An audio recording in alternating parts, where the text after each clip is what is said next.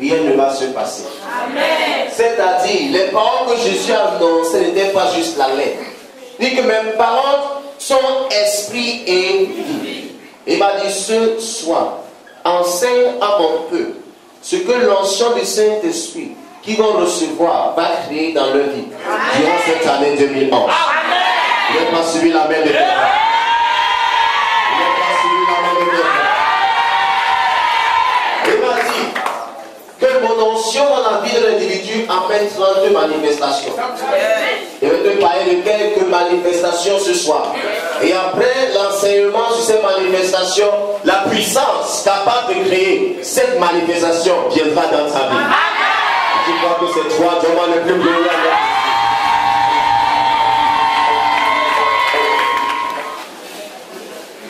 Je vous salue d'abord tous ce soir, même dans le nom précieux de Jésus-Christ. J'aimerais vous dire avec assurance que le Saint-Esprit est au rendez-vous. Tu es ici parce que Dieu a vu ta vie. Il a vu comment par ta propre force, tu as essayé de tout faire, rien n'a changé. Il a décidé en cette matinée de mettre sa touche dans ta touche. Lorsque sa touche touche ta touche devient surnaturelle. Et ce matin, je sens que de voir 21 personnes.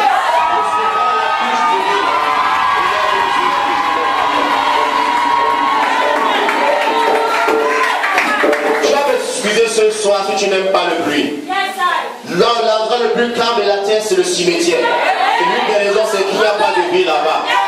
Tu ne peux pas attendre que Jésus est en train de se manifester à New York Hotel. Je m'assois comme c'est une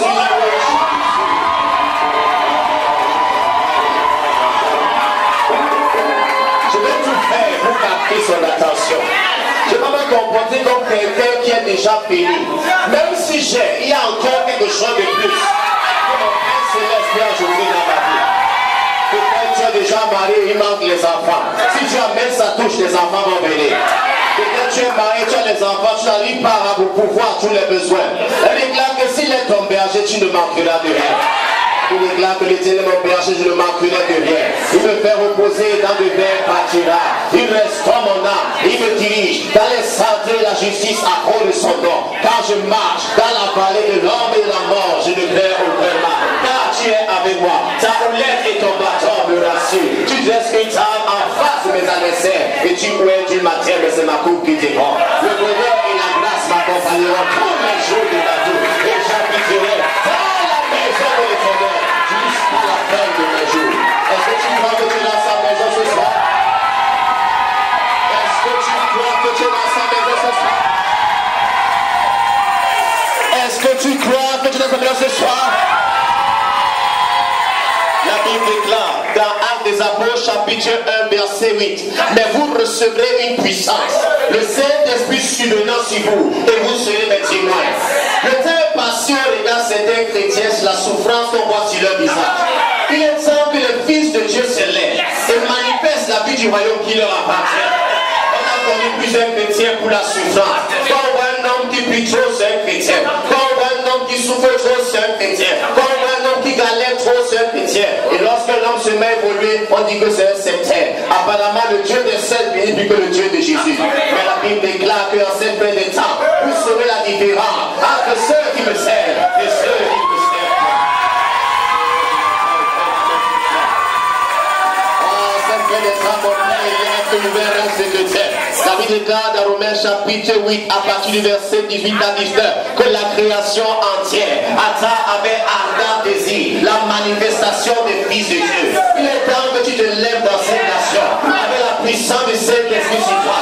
Tu lèves ta main, les sourds se mettent en temps, les lumières se mettent à parler, les parties se mettent à marcher, les signes sont guéris, les pensées disparaissent. Parce que mon Père est sur le point de mettre l'onction dans ta vie, afin que tu sois un témoin réel de la résurrection. Tu vas rentrer ce soir avec la puissance d'en haut dans ta vie. Tu sens que nous avons 40 personnes à cette position.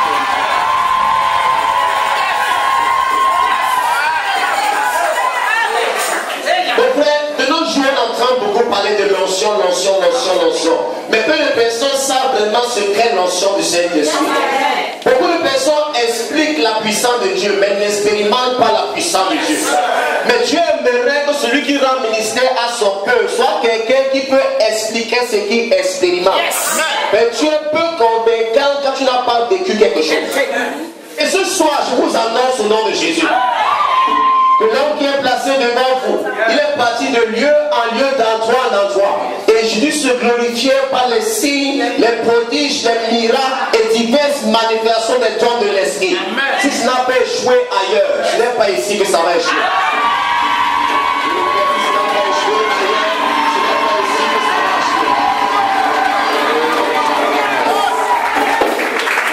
Ma Bible déclare dans Cantique des Cantiques, chapitre 1, verset 3. Que tes parfums ont une odeur suave. Ton nom est un parfum qui se répand. C'est pourquoi les jeunes filles t'aiment. L'une des choses que le Saint-Esprit fait dans ta vie lorsqu'il entre avec son onction, le Saint-Esprit amène dans ta vie une beauté surnaturelle.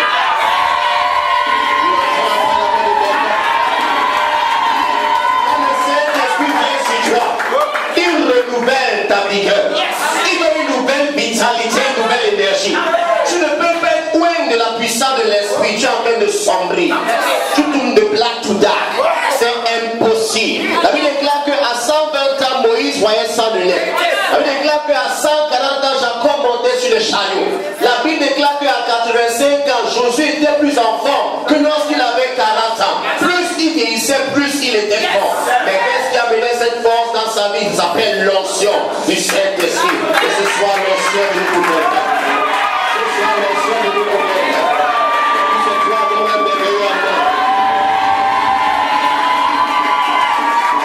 J'ai besoin de l'onction.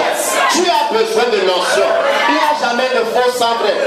Si le tombassi existe, c'est que le vrai existe. Satan ne fait que copier ce que tu as créé. Une seule personne est capable de créer, c'est le Tout-Puissant. Et une seule personne est capable de copier, c'est l'imitateur. Il ne mérite pas qu'on appelle son nom. Ça, c'est le rassemblement national des fils de Dieu. Et lui, Marie n'est pas un facteur. Il ne mérite même pas qu'on fasse mention de lui. Si tu es là ce soir, donne-moi la main comme toi.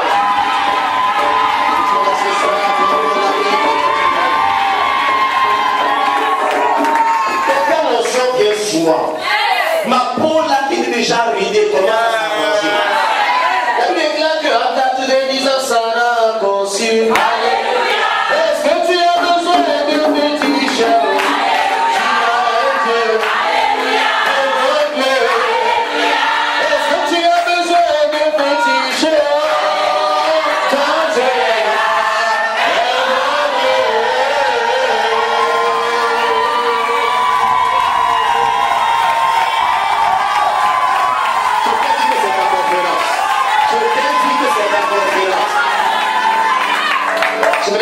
Chers frères et sœurs, pendant longtemps on a vu des églises où les chrétiens sont frustrés.